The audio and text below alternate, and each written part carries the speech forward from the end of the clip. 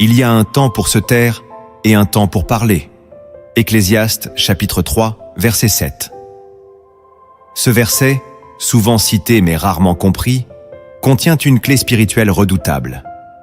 Car dans un monde où tout le monde s'exprime sans frein, où les opinions s'élèvent de plus haut que la sagesse, Dieu cherche encore des hommes et des femmes capables de discerner le silence. Pas le silence du renoncement, non, mais ce silence sacré qui porte l'onction. Ce silence qui protège, qui prépare, qui parle plus fort que 1000 discours. As-tu déjà parlé alors que tu aurais dû te taire? Ou garder le silence alors que Dieu attendait que tu prennes position? Ce message est pour toi. Car la Bible ne nous enseigne pas seulement à parler avec foi, elle nous avertit aussi à plusieurs reprises des dangers de la parole précipitée. Aujourd'hui, tu vas découvrir 7 moments précis où garder le silence est un acte d'obéissance. Et tu verras aussi quand parler devient un ordre divin. Alors avant d'aller plus loin, abonne-toi à cette chaîne si tu veux grandir dans ta foi, recevoir des clés bibliques profondes et marcher avec le Saint-Esprit chaque jour. N'oublie pas de liker cette vidéo si tu ressens déjà que ce message est pour toi. Commente cette phrase pendant que tu écoutes. Seigneur, enseigne-moi le silence qui vient de toi. Reste jusqu'à la fin. Une prière t'attend, et elle pourrait bien te libérer d'une confusion que tu ne soupçonnais même pas. Depuis la Genèse jusqu'à l'Apocalypse, le silence n'est jamais un vide. Il est souvent un langage divin, un espace sacré où Dieu agit dans l'ombre, loin du tumulte humain. Ce que beaucoup oublient, c'est que le silence est un instrument spirituel. Dans Exode chapitre 14, verset 14, il est écrit « L'Éternel combattra pour vous, et vous, gardez le silence. » Ce n'est pas une suggestion, c'est un ordre. Dans ce verset, Dieu ne dit pas « priez plus fort ».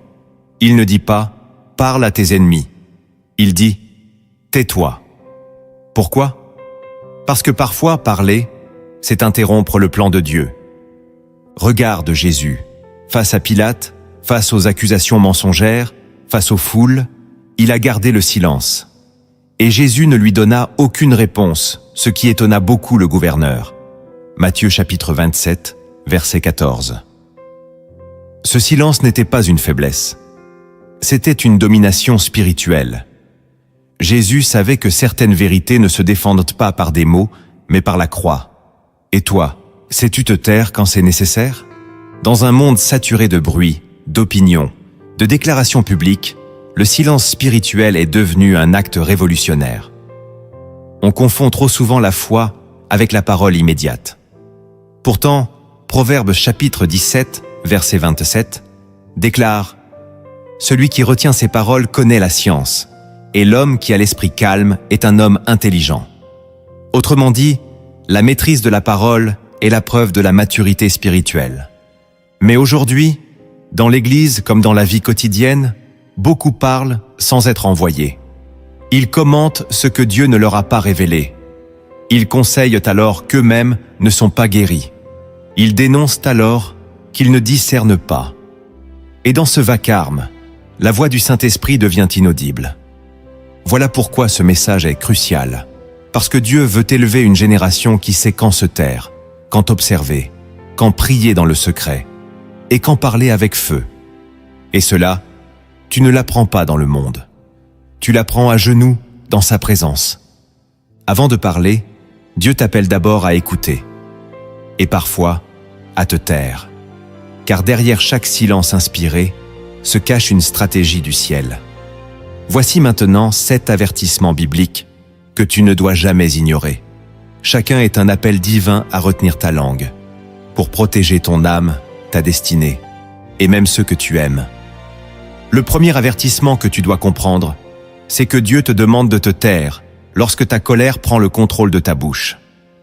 Dans le livre des Proverbes, chapitre 29, verset 11, il est écrit « L'insensé met en dehors toute sa passion, mais le sage la contient. » Cela signifie qu'à chaque fois que ta parole est dictée par ton émotion et non par l'esprit, tu risques de devenir un outil de destruction, même si tu es convaincu d'avoir raison. La colère produit rarement la justice de Dieu. Elle enfle la poitrine, trouble la pensée, rend la langue acérée comme une épée.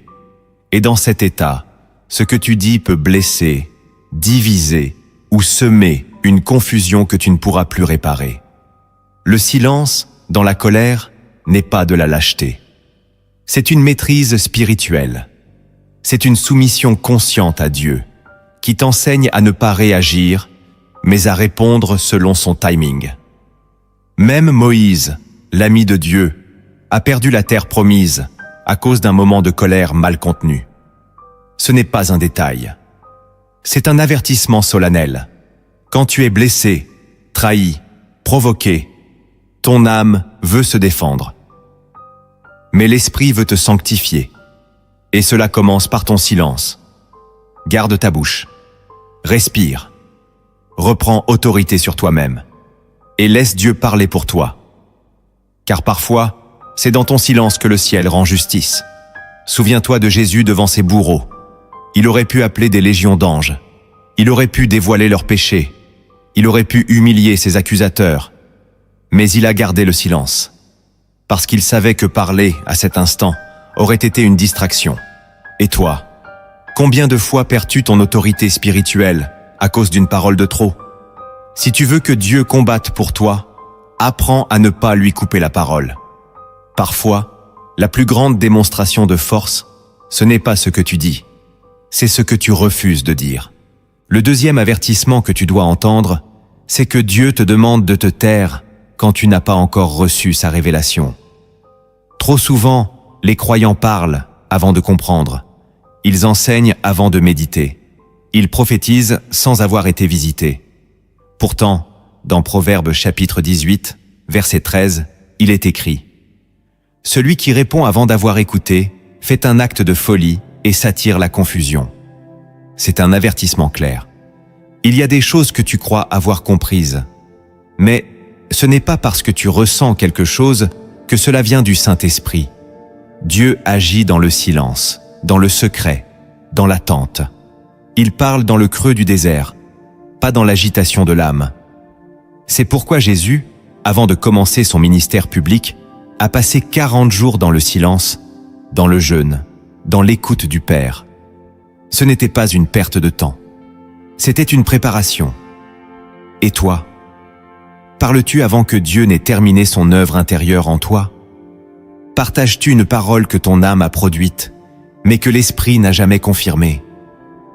Dans le Deutéronome, chapitre 18, verset 22, il est dit « Si ce que dit le prophète n'a pas lieu et n'arrive pas, c'est une parole que l'Éternel n'a point dite. » Cela signifie que tout message prématuré est un risque grave.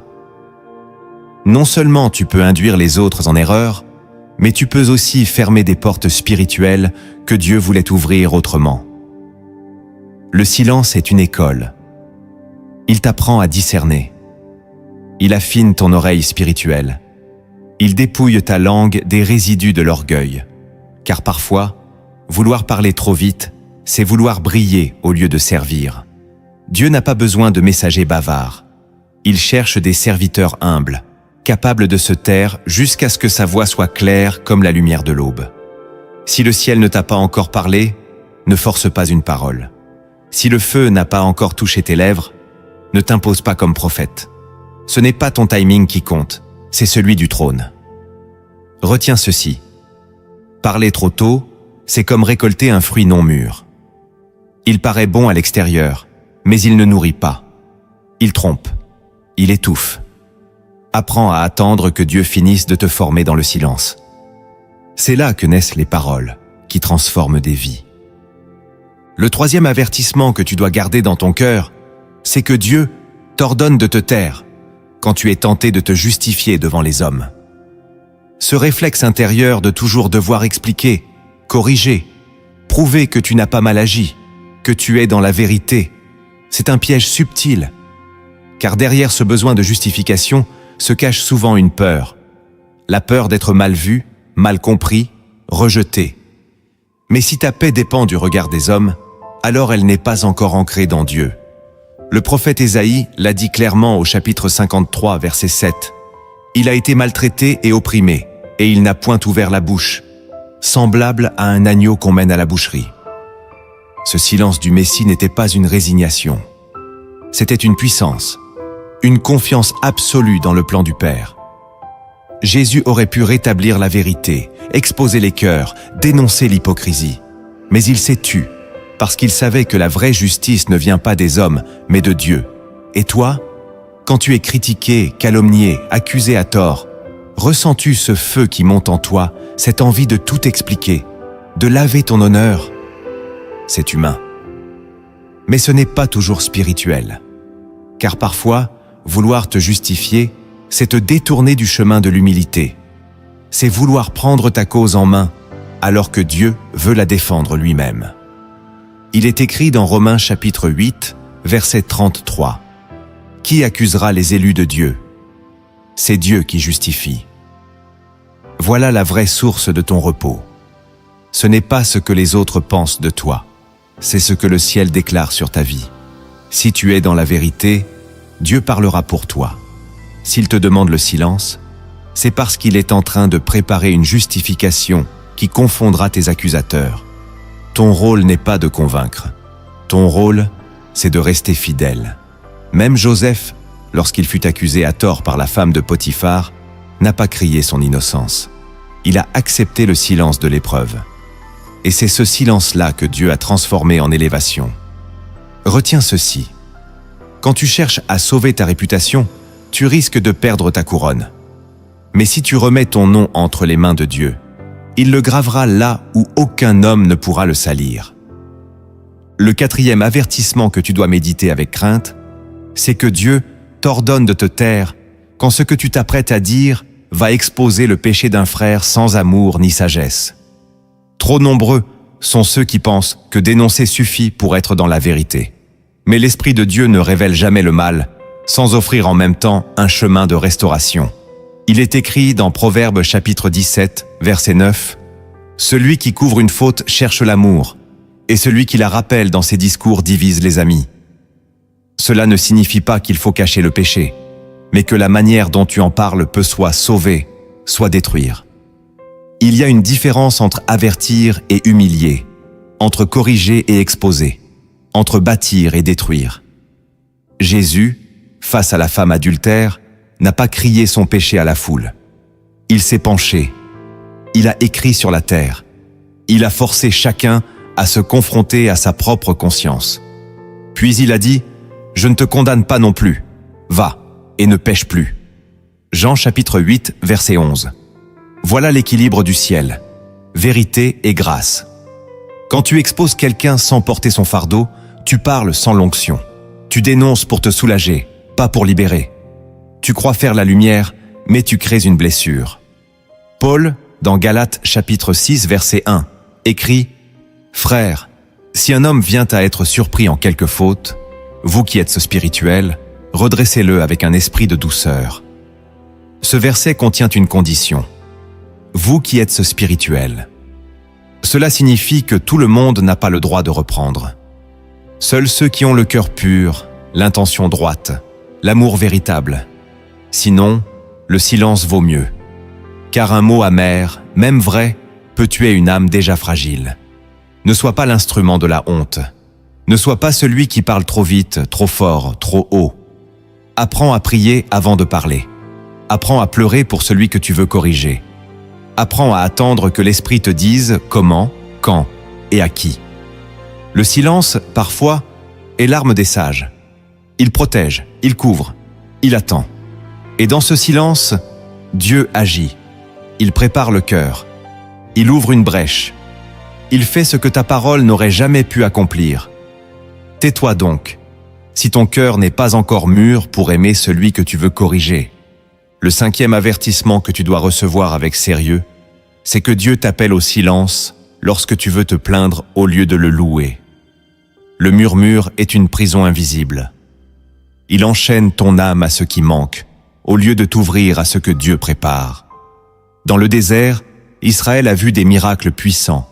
La mer Rouge s'est ouverte, la manne est tombée du ciel, l'eau a jailli du rocher. Et pourtant, ils n'ont pas su se taire. ils ont murmuré. Jour après jour, plainte après plainte. Et Dieu a dit dans Nombre chapitre 14, verset 27, « Jusqu'à quand cette méchante assemblée murmura-t-elle contre moi ?» Ce n'est pas une plainte qu'il entendait. C'était une rébellion, car murmurer, c'est dire en secret que Dieu ne suffit pas. C'est douter de sa bonté, remettre en question sa fidélité, refuser son calendrier. Et toi, combien de fois tes lèvres ont-elles murmuré ce que ton cœur n'osait pas dire tout haut? Tu dis que tu es fatigué, abandonné, incompris. Tu regardes autour de toi et tu compares.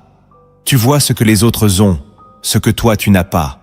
Tu pries, mais ta prière devient plainte. Tu adores, mais ton adoration devient exigence. Et dans tout cela, le silence te manque. Ce silence sacré qui reconnaît que même dans l'absence apparente, Dieu est en train d'agir.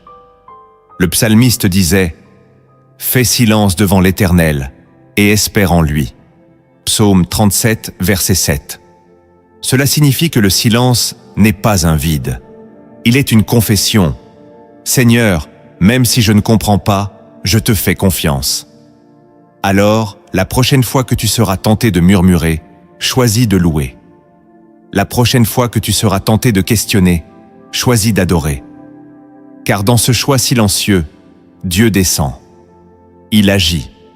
Il change ton atmosphère intérieure. Et là où ta plainte n'a rien bâti, ton silence deviendra une porte ouverte vers une paix que rien ne pourra voler. Commande cette phrase pendant que tu écoutes. « Seigneur, je choisis de me taire pour te faire confiance. » Le 6e avertissement que tu dois accueillir avec discernement, c'est que Dieu te demande de te taire lorsque tu veux dévoiler prématurément ce qu'il est en train de bâtir dans le secret. Il y a des paroles qu'on partage trop tôt et des rêves qu'on tue avec la langue. Ce n'est pas parce que Dieu t'a montré quelque chose que tu dois en parler immédiatement. Certaines visions doivent mûrir dans le silence, être protégées comme une graine dans la terre. Joseph a appris cette leçon à ses dépens. Dieu lui avait montré dans un rêve qu'il serait élevé, que ses frères se prosterneraient devant lui. Mais Joseph, animé d'un zèle innocent, a parlé trop tôt. Et ce qu'il a partagé, au lieu d'être reçu avec foi, a provoqué la jalousie, la haine et finalement la trahison. Il est écrit dans Genèse chapitre 37, verset 8. Ses frères le haïrent encore davantage à cause de ses rêves et de ses paroles. Ce n'est pas seulement le rêve qui les a blessés, ce sont les paroles, car il a parlé alors que Dieu ne l'avait pas encore établi. Il a révélé ce que le ciel n'avait pas encore manifesté. Et parfois, c'est ce que nous faisons nous aussi. Dieu commence à nous visiter. Il commence à déposer une onction, un appel, une promesse. Et dans notre empressement, nous parlons, nous partageons, nous annonçons. Mais ce que nous ne comprenons pas, c'est que chaque promesse révélée attire une opposition spirituelle. Ce que tu dis trop tôt peut être combattu, volé, étouffé. Le silence, dans ces moments-là, est une muraille spirituelle. Il garde la parole dans le secret. Il laisse Dieu construire sans que les hommes viennent interférer. Il te protège de la distraction, de la flatterie, de la jalousie. Il préserve ton cœur de l'orgueil. Zacharie, dans le temple, a été frappé de mutisme après la visite de l'ange.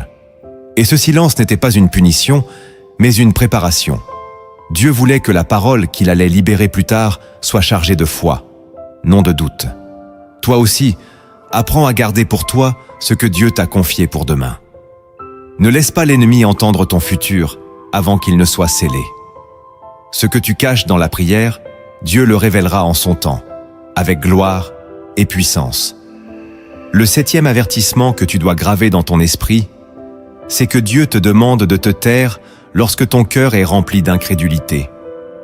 Ce silence-là n'est pas une fuite, c'est une protection. Car parfois, tes propres paroles peuvent devenir un obstacle à ce que Dieu veut accomplir. Dans Luc chapitre 1, verset 20, l'ange dit à Zacharie, « Tu seras muet et tu ne pourras parler jusqu'au jour où ces choses arriveront, parce que tu n'as pas cru mes paroles. » Zacharie était un sacrificateur. Il servait Dieu, il priait. Et pourtant, quand la promesse est arrivée, il a douté. Il a laissé sa raison prendre le dessus sur la foi. Il a parlé, et ses paroles ont révélé son manque de confiance. Alors Dieu l'a fait taire, non pas pour le punir, mais pour protéger le miracle. Il fallait que le silence garde la promesse jusqu'à sa naissance. Ce passage biblique est un miroir, car toi aussi tu pries depuis longtemps. Tu demandes, tu espères. Mais quand la réponse arrive, ton cœur hésite.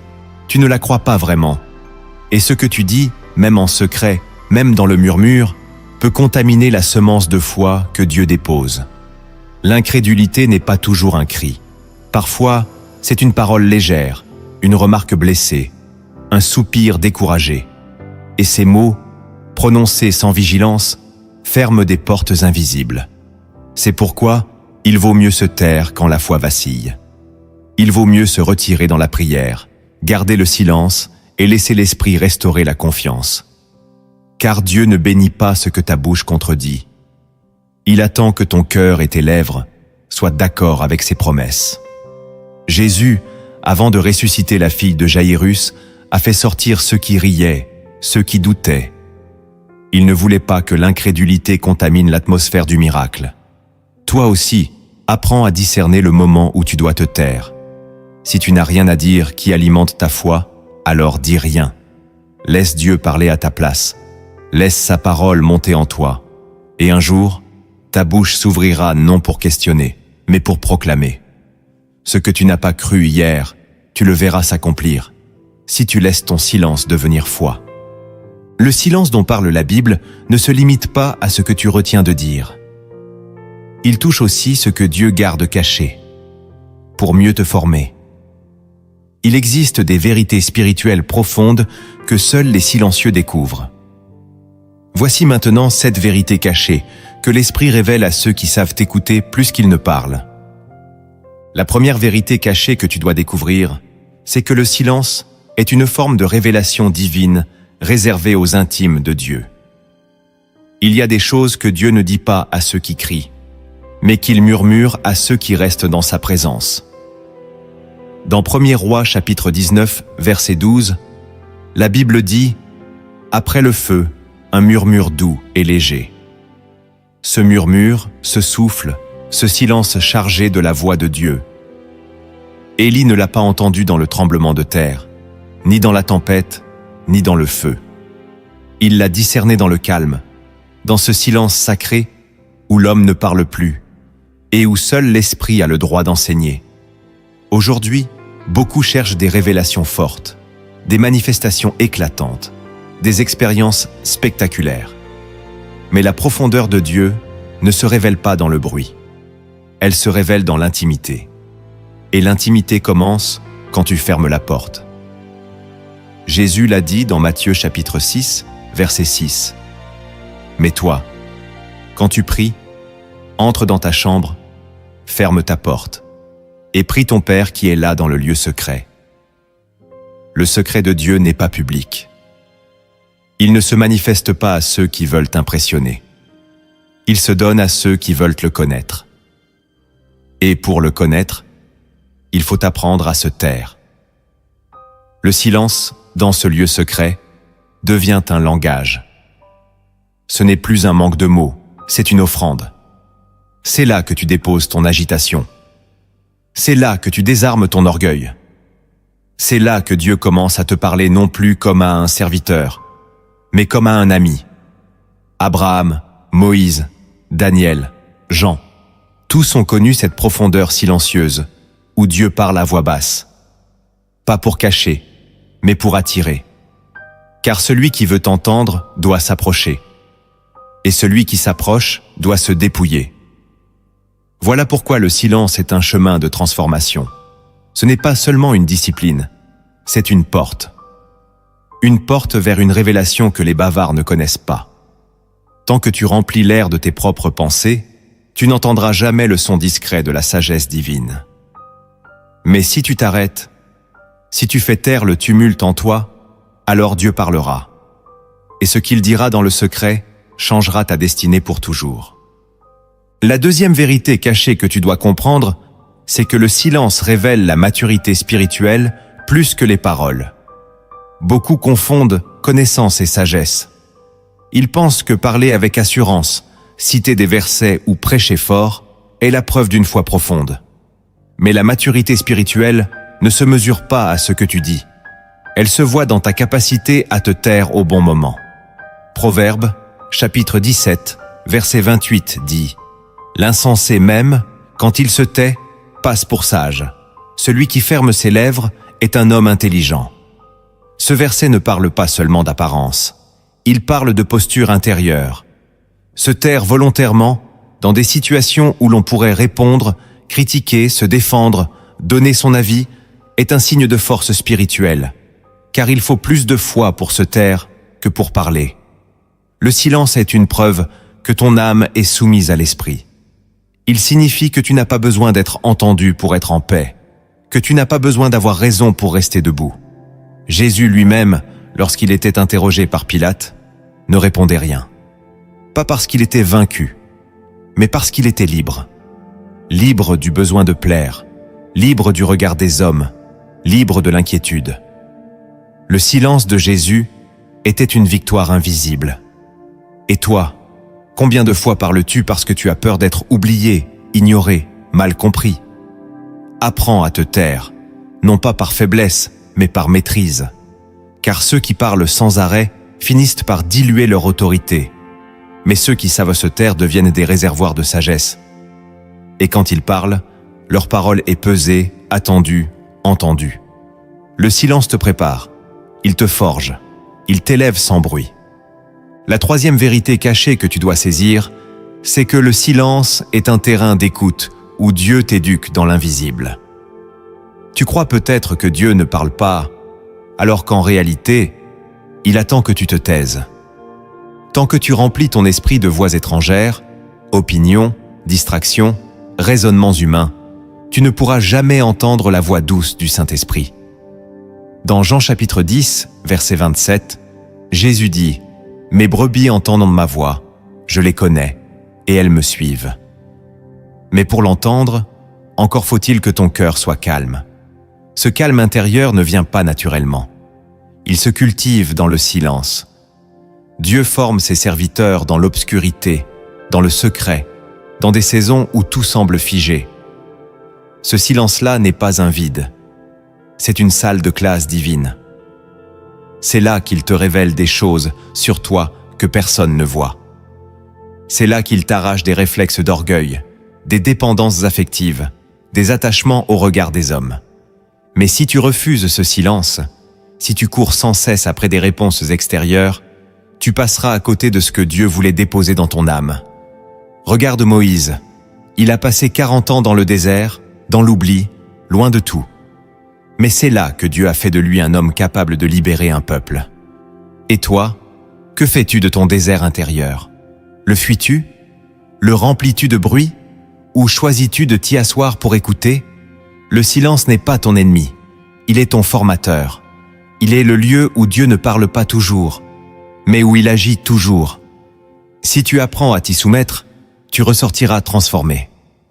La quatrième vérité cachée que tu dois reconnaître, c'est que le silence est souvent la réponse de Dieu quand ton cœur n'est pas prêt à entendre la vérité. Beaucoup se plaignent que Dieu ne parle plus. Ils jeûnent, prient, demandent, mais le ciel semble fermé. Et pourtant, ce silence n'est pas un abandon, c'est une miséricorde. Dans Jean chapitre 16, verset 12, Jésus dit à ses disciples « J'ai encore beaucoup de choses à vous dire, mais vous ne pouvez pas les porter maintenant. » Voilà pourquoi Dieu se tait parfois. Parce que si tu entendais ce qu'il a à te dire, sans préparation, cela t'écraserait. Tu ne comprendrais pas. Tu rejetterais. Tu fuirais. Alors il attend. Il te façonne dans le silence, pour qu'un jour, tu sois capable de recevoir sa vérité sans te briser. Le silence de Dieu est donc un signal spirituel. Il t'invite à sonder ton cœur, à te demander « Suis-je prêt à entendre ce que Dieu veut vraiment me dire? Ai-je assez d'humilité pour recevoir une parole qui bouscule? Ai-je assez de foi pour accepter une direction contraire à mes désirs? » Dans ce silence, Dieu travaille en profondeur. Il détruit les illusions. Il purifie les intentions. Il t'enseigne à désirer sa volonté plus que ta compréhension. Et quand le moment vient, il parle. une parole, une seule, mais claire, puissante, irréfutable. Une parole qui éclaire tout. Mais cette parole ne vient qu'à ceux qui acceptent d'attendre en silence. Ce n'est pas le bruit de ta détresse qui attire Dieu, c'est le calme de ta confiance. Car ceux qui savent se taire dans l'attente sont ceux qui reçoivent les révélations les plus profondes. La 5e vérité cachée que tu dois méditer, c'est que le silence t'enseigne à dépendre de Dieu et non de tes propres mots. Il existe un orgueil déguisé qui pousse les croyants à toujours vouloir expliquer, défendre, rassurer, convaincre. Comme si le fait de parler apportait le contrôle. Mais le silence, lui, t'apprend l'abandon. Il te retire l'illusion que ta voix peut tout résoudre. Il te ramène à l'essentiel. Ce n'est pas ce que tu dis qui produit la délivrance. C'est ce que Dieu fait dans le secret. Psaume 62, verset 2, dit « Oui, c'est auprès de Dieu que mon âme se tient en silence. De lui vient mon salut. » Le psalmiste ne cherche pas une stratégie. Il ne cherche pas une justification. Il ne cherche même pas à comprendre. Il se tient en silence, parce qu'il a compris que seul Dieu peut sauver. Et toi, quand les choses deviennent confuses, vers qui cours-tu? Vers les conseils des hommes? Vers les réseaux? Vers tes propres raisonnements? Ou choisis-tu le silence de la confiance? Ce silence qui ne nie pas la douleur, mais qui affirme « Dieu est encore sur le trône ». Le silence est une déclaration invisible, mais puissante. Il dit « Je m'efface pour que Dieu prenne la place ». Et ce que tu remets à Dieu dans le silence, il le transforme dans sa gloire. Commente cette phrase pendant que tu écoutes. « Seigneur, je choisis de dépendre de toi, même quand tout en moi veut parler. » Si tu veux voir Dieu agir au-delà de tes capacités, apprends à ne plus compter sur tes mots. Apprends à te taire dans la foi, et tu verras ce que ta parole n'aurait jamais pu produire. La 6e vérité cachée, que tu dois comprendre profondément, c'est que le silence est souvent l'arme que Dieu utilise pour humilier l'orgueil spirituel. Il y a un danger subtil dans la vie du croyant. Croire que plus on parle de Dieu, plus on marche avec lui. Que plus on enseigne, prêche, exhorte, plus on est spirituel. Et pourtant, Dieu n'a jamais mesuré la proximité à lui par la quantité de paroles, mais par la profondeur d'écoute. Dans Ecclésiaste chapitre 5, verset 1, il est écrit « Ne te presse pas d'ouvrir la bouche, et que ton cœur ne se hâte pas d'exprimer une parole devant Dieu. Car Dieu est au ciel, et toi sur la terre. Que tes paroles soient donc peu nombreuses. » Ce verset est une mise en garde. Il révèle que parler trop vite dans les choses spirituelles peut devenir une offense sacrée. Car parfois, ce n'est pas Dieu qu'on sert. C'est notre ego déguisé en zèle. Le silence, dans ce cas, devient un acte d'humilité radicale. Il dit à Dieu, « Je ne sais pas tout. Je ne comprends pas tout. J'ai besoin de toi. » Et c'est dans cette posture que le ciel s'ouvre, que les voiles tombent, que les illusions se brisent. Le silence, ici, n'est pas un retrait. C'est une adoration profonde, une prosternation intérieure. C'est lorsque tu reconnais que ta sagesse est poussière et que seul l'Esprit peut éclairer ton cœur. Et si aujourd'hui Dieu te garde silencieux, ce n'est peut-être pas parce qu'il t'a oublié, mais parce qu'il veut purifier ce qui te poussait à parler pour toi. Le silence t'allège, il te vide de l'orgueil, et il te rend prêt à porter une parole vraie, pure, non plus pour briller, mais pour servir.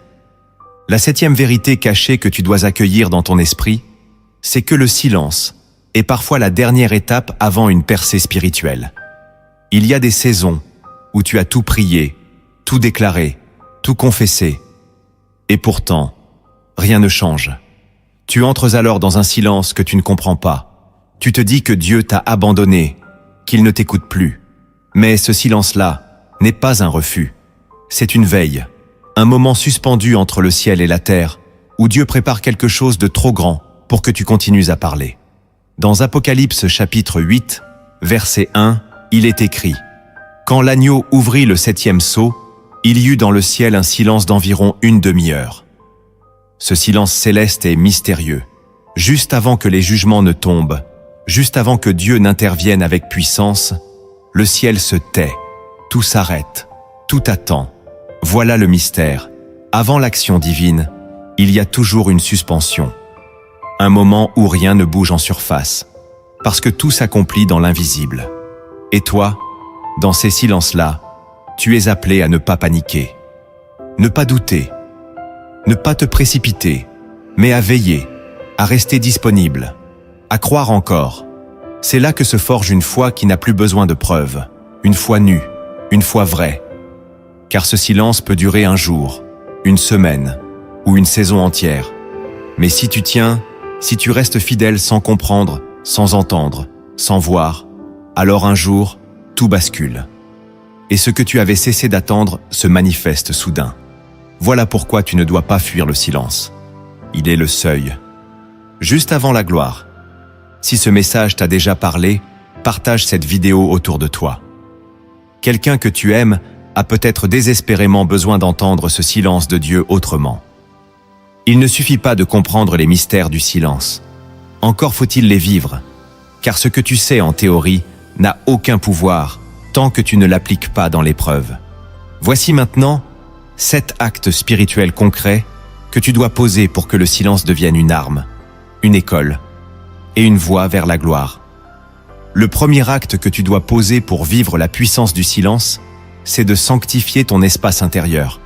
Car le vrai silence ne commence pas par la bouche, mais par le cœur. Tu peux te taire extérieurement tout en hurlant à l'intérieur. Tu peux ne rien dire, mais être agité, inquiet, irrité, encombré de pensées. Voilà pourquoi tu dois apprendre à créer en toi un lieu de repos, un sanctuaire invisible où Dieu peut descendre. Cela commence dès le matin. Au lieu de courir vers ton téléphone, entre dans le silence. Respire. Ferme les yeux. Éloigne-toi du bruit du monde, des notifications, des demandes, des voix. Et dis simplement « Parle, Éternel, ton serviteur écoute ». 1 Samuel 3,10. C'est là, dans ce calme volontaire, que ton esprit s'aligne. Plus tu fais cela, plus ton intérieur devient habité. Et tu verras que même au milieu du tumulte, ton âme restera stable. Le silence devient alors un refuge, une forteresse, un lieu sacré que personne ne peut envahir. Car dans ce lieu, ce n'est plus toi qui domine, c'est Dieu qui règne. Sanctifier ton espace intérieur, c'est rendre à Dieu le contrôle. C'est lui dire « Je te laisse la première parole ». Et ce geste quotidien, humble mais puissant, ouvre la porte à des révélations que seuls les cœurs paisibles peuvent recevoir. Le deuxième acte que tu dois poser pour que le silence devienne un instrument de Dieu en toi, c'est d'apprendre à bénir sans parler. Trop souvent, nous croyons que bénir, c'est dire des mots. Mais il existe une bénédiction silencieuse, une prière intérieure, une intercession discrète que personne ne voit, sauf le ciel. Lorsque tu croises quelqu'un qui souffre, quelqu'un qui t'a blessé, ou même quelqu'un qui t'irrite, résiste à l'envie de commenter, de juger, de parler dans ta tête. Au lieu de cela, apprends à libérer une bénédiction intérieure. Dis rien avec ta bouche, mais que ton cœur proclame « Seigneur, touche-le, guéris-la ». Ce silence-là n'est pas passif, il est actif. C'est un choix conscient de laisser l'amour de Dieu parler à travers toi sans bruit. Jésus, souvent, regardait les foules sans dire un mot. Mais son regard guérissait, son silence aimait, sa paix remplissait l'atmosphère. Dans Romains chapitre 12, verset 14, il est écrit « Bénissez ceux qui vous persécutent, bénissez et ne maudissez pas ». Cette bénédiction ne commence pas à haute voix. Elle commence dans le secret du cœur. C'est là que tu changes. C'est là que tu brises les chaînes de la rancune. C'est là que tu deviens un canal de paix, même sans prononcer une parole. Bénir en silence, c'est porter la nature de Christ là où les autres réagiraient avec bruit. C'est transformer l'atmosphère par la seule présence de Dieu en toi. Et cela, c'est une puissance que rien ne peut imiter. Le troisième acte que tu dois poser pour laisser Dieu t'élever à travers le silence, c'est de discerner les conversations que tu dois quitter. Il y a des paroles qui t'élèvent et d'autres qui volent ta paix. Des discussions qui semblent innocentes, mais qui t'éloignent lentement de la présence de Dieu. Et tu le sais, ton esprit le sent. Un poids entre en toi. Une confusion s'installe. Un trouble s'éveille. À ce moment-là, le Saint-Esprit murmure « Sors ». Proverbe chapitre 13, verset 3 dit « Celui qui veille sur sa bouche garde son âme. Celui qui ouvre de grandes lèvres court à sa perte. » Tu n'es pas obligé d'avoir un avis sur tout. Tu n'es pas appelé à répondre à chaque attaque. Tu n'es pas responsable de convaincre ceux qui ont fermé leur cœur. Le silence, dans ces moments-là, est une armure. Il te protège de la pollution spirituelle. Il te garde dans la paix. Mais pour cela, il faut du courage. Le courage de te retirer doucement d'une discussion où Dieu ne parle plus. Le courage de refuser la tentation de débattre, de te justifier, de prouver que tu as raison. Quitter une conversation, ce n'est pas fuir. C'est choisir ta sainteté. C'est honorer ton appel. C'est dire à Dieu, ta voix me suffit. Chaque fois que tu choisis ce silence-là, tu élèves un mur invisible entre ton âme et les attaques du monde. Et ce mur, c'est Dieu qui le renforce lui-même. Le 4e acte que tu dois poser pour entrer pleinement dans la puissance du silence, c'est de pratiquer le jeûne de la parole inutile. Pas seulement des aliments, mais des mots vides, des phrases mécaniques, des bavardages sans vie. Jésus a dit « Ce n'est pas ce qui entre dans la bouche qui souille l'homme, mais ce qui en sort. » Matthieu chapitre 15, verset 11. Autrement dit, ta bouche est une porte vers la bénédiction ou la dispersion. Trop souvent, nos paroles deviennent automatiques. On parle pour combler les silences, pour se rassurer, pour éviter de penser. Mais en parlant trop, on éteint la voix de l'esprit. Il est temps d'entrer dans une discipline sainte, celle de se taire volontairement. Pas par peur, mais par choix. Une journée, une heure, un moment. Tu décides, je ne parlerai que si c'est pour édifier. Et tu verras que ce jeûne change ton atmosphère. Les paroles inutiles te fatiguent sans que tu le saches. Elles dispersent ton énergie. Elles ouvrent des brèches spirituelles. Mais le silence, lui, te recentre. Il nettoie ton esprit. Il rend ta parole plus rare, donc plus précieuse. Celui qui parle peu, mais avec onction, porte plus de fruits que celui qui parle beaucoup sans discernement. C'est un exercice difficile, mais chaque mot que tu retiens est une offrande. Et Dieu reçoit ces silences comme des prières. Car parfois, ne rien dire, c'est adorer. Le 5e acte que tu dois poser pour que le silence transforme ta relation avec Dieu, c'est de remplacer les plaintes par des soupirs de foi. Oui, il y a des douleurs qui pèsent. Oui, il y a des saisons où les mots ne suffisent plus. Mais si tu laisses ta bouche s'aligner à ta souffrance, tu prolonges le désert que Dieu voulait écourter. Il est écrit dans Romains chapitre 8, verset 26.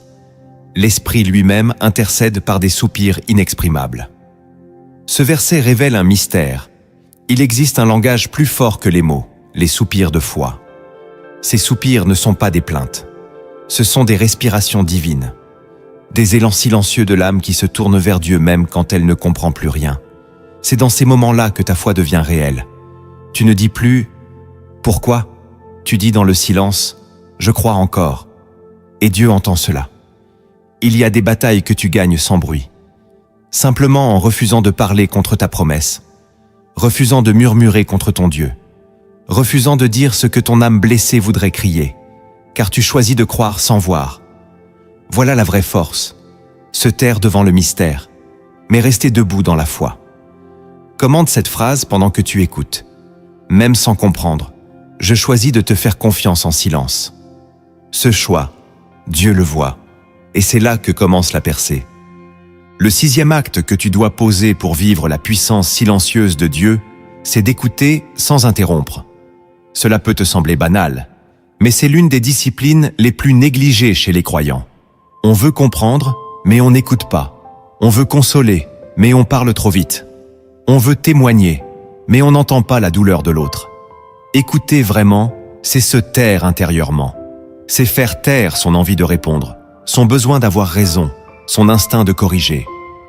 Dans Jacques chapitre 1, verset 19, il est écrit que chacun soit prompt à écouter, lent à parler, lent à se mettre en colère. Ce n'est pas un conseil de sagesse humaine. C'est une règle spirituelle. Car quand tu écoutes vraiment, tu ouvres un espace pour que le Saint-Esprit agisse. Et parfois, c'est dans ton silence que l'autre entend Dieu. Ce n'est pas toujours ta parole qui guérit. C'est ton écoute, ton calme, ta présence qui ne juge pas.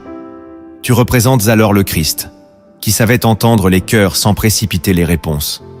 Retiens cela.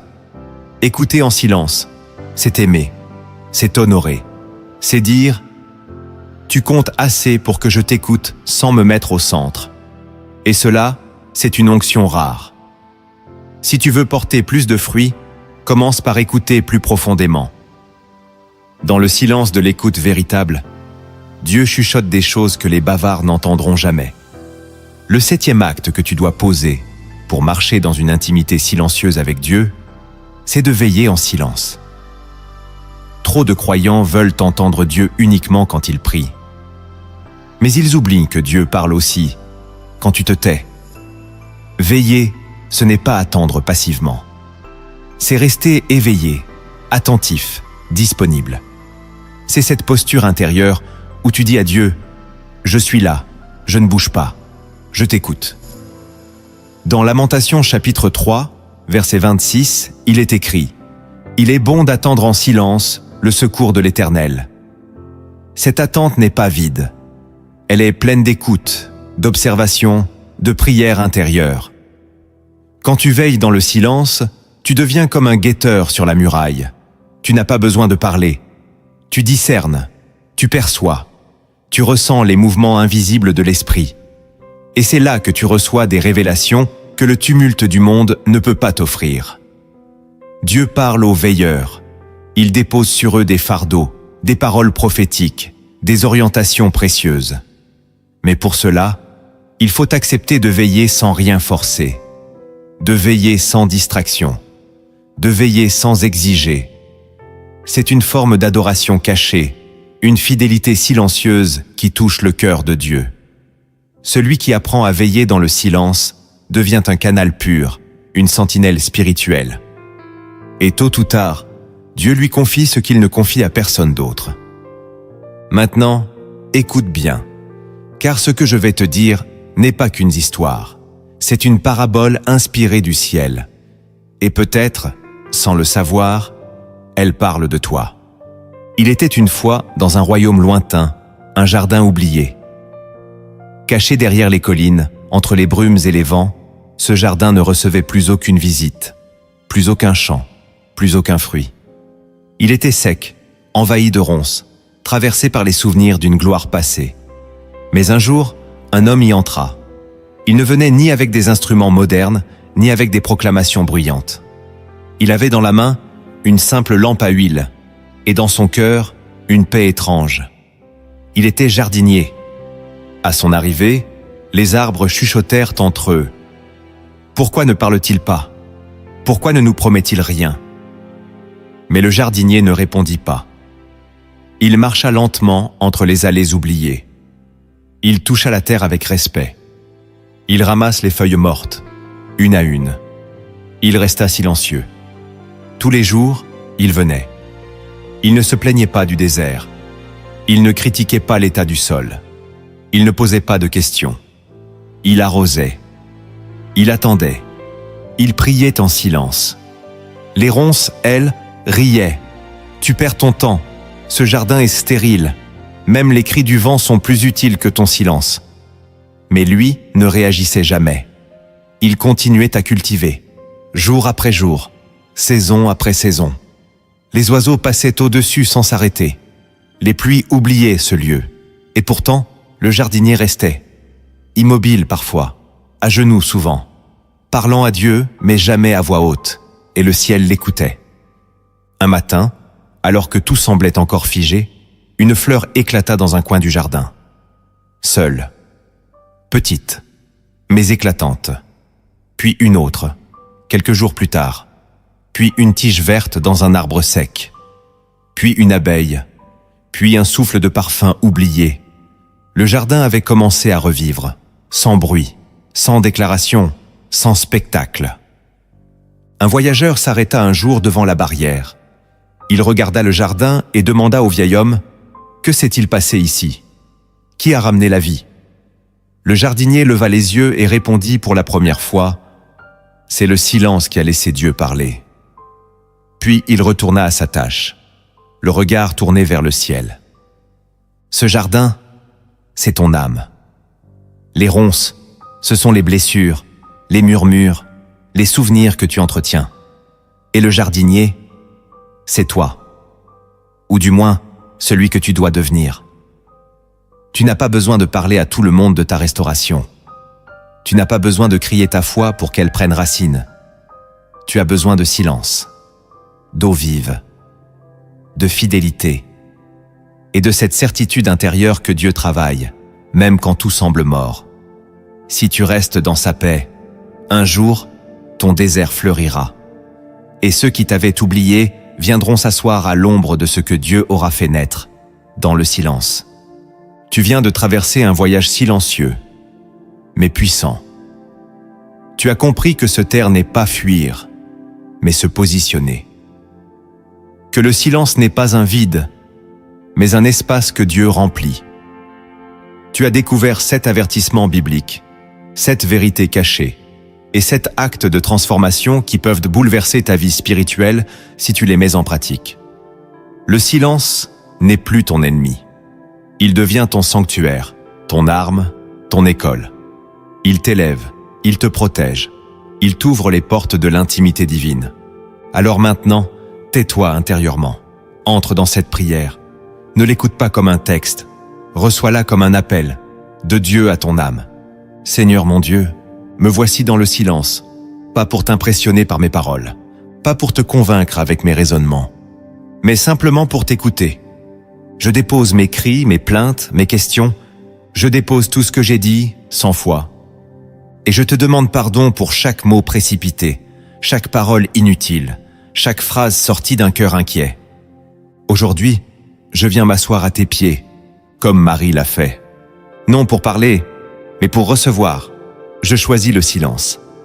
Un silence habité, un silence rempli de toi. Seigneur, apprends-moi à me taire quand ma colère monte, quand mon âme veut se justifier, quand mon orgueil me pousse à réagir, quand ma bouche veut répondre avant que tu ne parles. Fais de moi un homme, une femme, qui discerne le poids de chaque mot. Fais de moi un temple où règne ton calme. Je te remets mes pensées confuses, mes dialogues intérieurs qui tournent en boucle, mes conversations qui m'épuisent, et je te dis, prends toute la place. Fais taire en moi ce qui n'est pas toi. Saint-Esprit, je t'invite. Viens parler dans mon désert. Viens me façonner comme tu as façonné le Christ dans le silence de Nazareth. Donne-moi d'aimer les saisons où rien ne bouge, car c'est là que tu bâtis ce que les hommes ne voient pas. Donne-moi la paix dans l'attente. Donne-moi la paix quand tu te tais. Donne-moi la paix quand on m'oublie, quand on me juge, quand on ne me comprend pas. Donne-moi la paix dans l'obscurité, car je sais que tu es là. Éternel, forme en moi un cœur lent à la parole, mais prompt à l'adoration. Un cœur qui préfère la communion au bruit. Un cœur qui ne cherche pas à être entendu, mais à t'entendre. Je te rends tout. Mes justifications, mes dialogues intérieurs, mes raisonnements humains. Et je te dis, parle ou ne parle pas. Mais reste avec moi. Même si je n'entends rien, je resterai. Même si je ne vois rien, je croirai. Car ton silence vaut plus que 1000 promesses humaines. Je suis à toi, Seigneur. Je suis à toi, même sans bruit, même sans signe.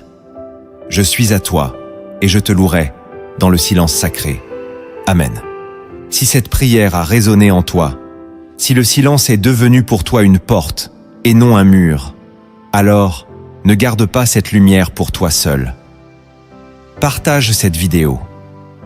Quelqu'un autour de toi a peut-être désespérément besoin de comprendre pourquoi Dieu se tait et comment ce silence peut guérir son âme. Abonne-toi maintenant à la chaîne Lumière en Christ. Active la cloche et laisse chaque nouvelle vidéo devenir pour toi une nouvelle marche vers la présence. Dieu parle encore, mais pour l'entendre, il faut d'abord savoir se taire.